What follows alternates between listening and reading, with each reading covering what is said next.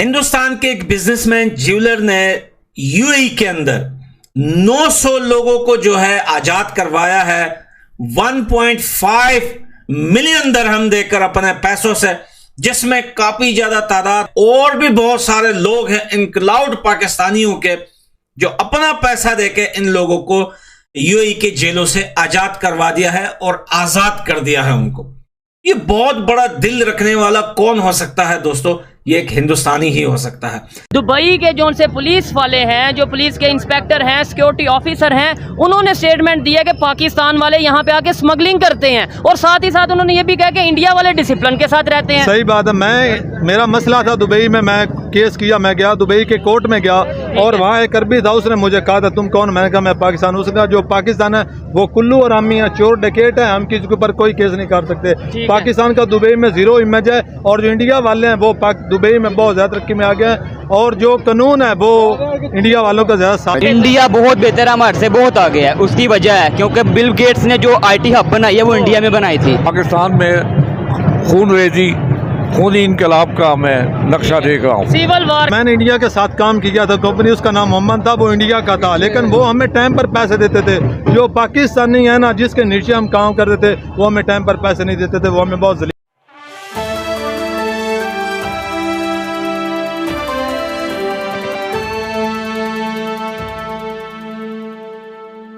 हिंदुस्तान के एक businessman jeweller ने यूएई के अंदर 900 लोगों को जो है आजाद करवाया है 1.5 मिलियन दरहम देकर अपने पैसों से, जिसमें काफी ज्यादा तादाद और भी बहुत सारे लोग हैं इनक्लाउड पाकिस्तानियों के, जो अपना पैसा देके इन लोगों को यूएई के जेलों से आजाद करवा दिया है और आजाद कर दिया है उनको। ये बहुत बड़ा दिल रखने वाला कौन हो सकता है दोस्तों? ये एक हिंदुस्तानी ही हो सकता है, जो दुबई में बहुत बड़ा बिजनेसमैन है, और उन्होंने रमजानों में दोस्तों ये 900 लोगों को आजाद करवाया, और फिर ईद से कुछ दिन पहले 250 के करीब और भी लोगों को आजाद करवाया पैसे देके। जो बात में उन्हें पता चला कि बाकी जेलों में भी कुछ लोग हैं तो छोटे मोटे केसेस में वो जेल में फंसे हुए हैं, या तो पैसा नहीं है या उनके घर वाले रिश्तेदार पास में नहीं है, तो उन्होंने अपने जेब से पैसे देकर दोस्तों उनको आजाद करवा दिया। बहुत इंसानियत है, इसको इंसानियत बोलते हैं। दुनिया जो है इसको याद रखेगी, और ये छोटी बात नहीं है, बहुत बड़ी बात है। किसी ने इसके ऊपर बात नहीं की दोस्तों। मैं तो बिजी था, लेकिन जब मुझे ये न्यूज़ दिखी तो मुझे ये जरूर लगा कि मैं इसके ऊपर वीडियो जरूर बनाऊंगा। वेल डन भाई, जिसने भी ये काम किया है, इंसानियत की एक मिसाल दी है, एक इंसानियत की दाद देते हैं हम इस बंदे की, कि भाई इसने इतना पैसा 1.5 मिलियन दरहम, बहुत ज्यादा पैसा होता है दोस्तों। 1.5 मिलियन दरहम जो होता है ये काफी ज्यादा पैसा होता है, वहां पर देकर इन लोगों को आजाद करवाया है। और स्पेशली जो है हमारे पड़ोसी देश पाकिस्तानियों को जो है सीखना चाहिए कि वो देश जिनको ये लोग दुश्मन बोलते हैं, आज उनका एक बिजनेसमैन खड़ा होकर पाकिस्तानियों को भी दुबई के जेल से अपने जेब के पैसों से आजाद करवा रहा है। जो हो सकता है जो छोटी मोटे केसेस में जेलों में होते हैं, देखिए बड़े बड़े केसेस जो होते हैं वो तो नहीं कह सकते, वो आजाद भी नहीं हो सकते, लेकिन छोटे मोटे केसेस में जो जेल जाते हैं वो हो सकता है कि आप जो है पे करते हो, जुर्माना देते हो, उनको आजाद करवा देते हो। और ये मिसाल इस बिजनेसमैन ने दी है। और दोस्तों ऐसे ही एक मिसाल नरेंद्र मोदी जी ने कायम किया था, जब हिंदुस्तान के नेवी के लोग जब कतर में जिनको सजाए मौत सुनाया गया था, तो हिंदुस्तान की सरकार ने स्पेशली नरेंद्र मोदी जी ने उनको बाहिफाजत दोस्तों जिंदा सलामत अपने बीवी बच्चों के पास वापस लौट कर लेके आए थे हिंदुस्तान। तो भाई सलाम पेश करते हैं इस ईद के मौके पर हम उस बिजनेसमैन और उसकी फैमिली को भी दिल से ईद मुबारक मेरे भाई। बहुत बड़ा काम किया है, लोग 25-30 रुपए देके छोटे परिंदे को पिंजरे से आजाद करवाते हैं, आपने तो इंसानियत की मिसाल कायम कर दी इंसानों को आजाद करके। पहले तो ये देखा जाता था ना कि पाकिस्तान में जब बेरोजगारी होती थी या किसी ने जॉब करनी होती थी, वो कहते थे दुबई चले जाते हैं, सऊदीया चले जाते हैं। अब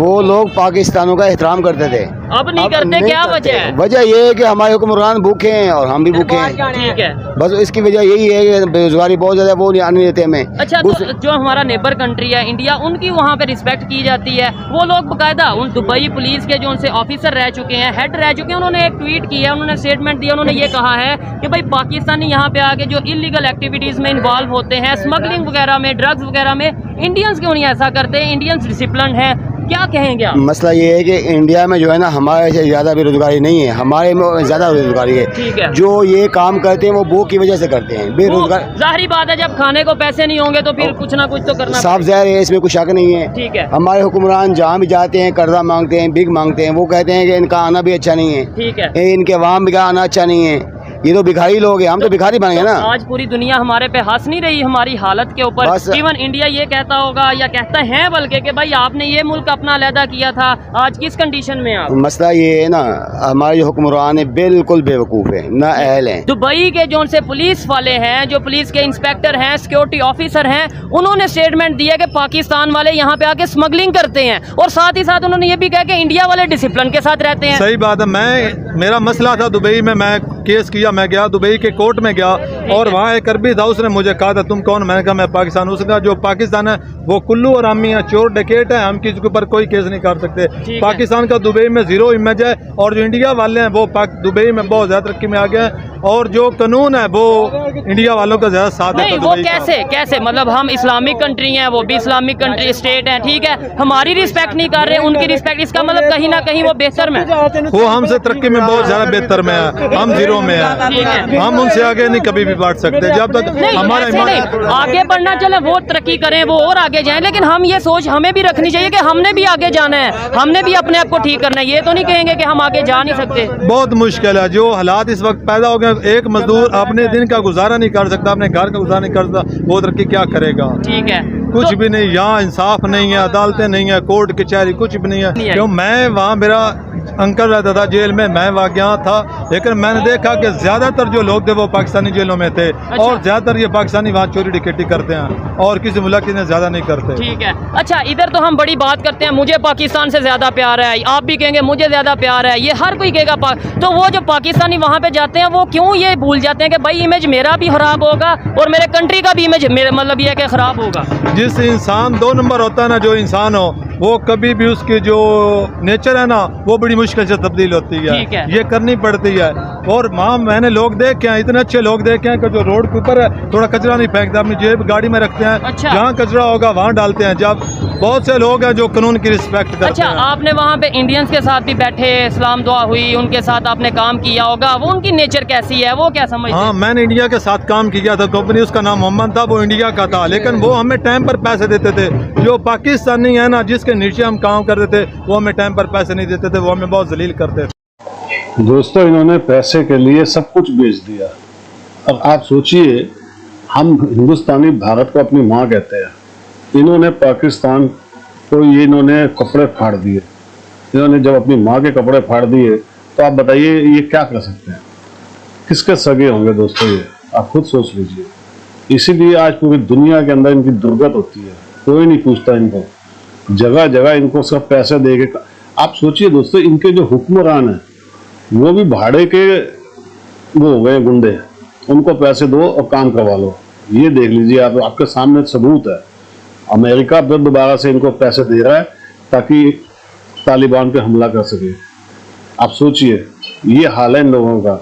और वैसे चिल्लाते हैं कि मुसलमान मुसलमान भाई भाई, और मुसलमानों को ये सबसे ज्यादा इन्होंने मरवाया है। इससे बड़ी क्या गद्दारी होगी दोस्तों? कमेंट्स कीजिएगा दोस्तों, वीडियो को लाइक और चैनल सब्सक्राइब जरूर कर लीजिएगा। Thank you very much.